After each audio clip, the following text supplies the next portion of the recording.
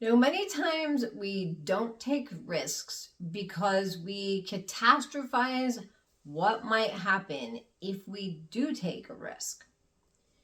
So, for example, let's say that we want to apply for a different job. We don't really love our job or we want to better our position. We want to apply for another job, but we're scared that we're not going to get accepted. We might get rejected, which doesn't feel very good. But what's the worst thing that can happen if you apply for another job? Worst thing that can happen is you don't get the job. So guess what? Nothing has changed in that situation in your life. Nothing in your life has changed. Hasn't gotten any worse. Let's say that we want to ask someone on a date and we're really scared because we're putting ourselves out there. Rejection doesn't feel good. Let's face it, most people don't like it. So we're putting ourselves out there. We ask someone to go on a date with us and they say no. Nothing changed in our life. Our life is exactly the same as it was prior to asking them to go on a date. What bothers us is the rejection part of it.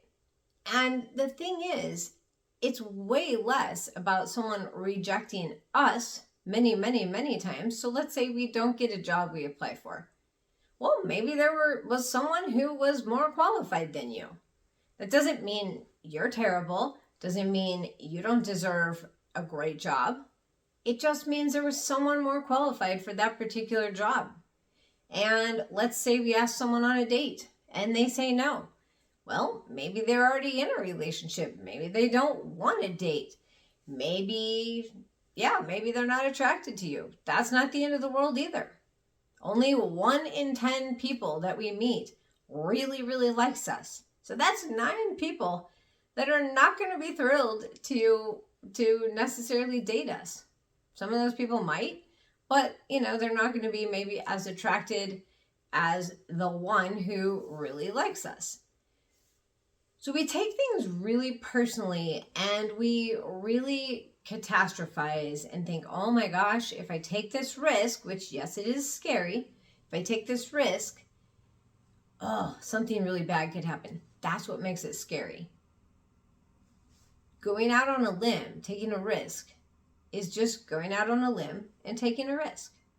And when we look at, worst case scenario, nothing changes, it's not so scary, right? But when we catastrophize and we're like, oh my gosh, what if this thing happens?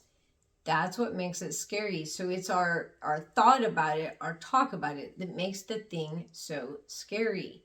So the next time you have a risk that you're wanting to take, or maybe not wanting to take, but it's going to get you a result you want, and you're keeping yourself from taking the risk, ask yourself, what is the worst thing that can happen in this scenario?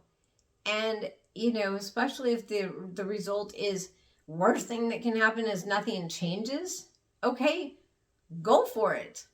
You don't have anything to lose at that point. Now, if the risk is your life, well, that's a whole different subject. You can definitely think differently about that.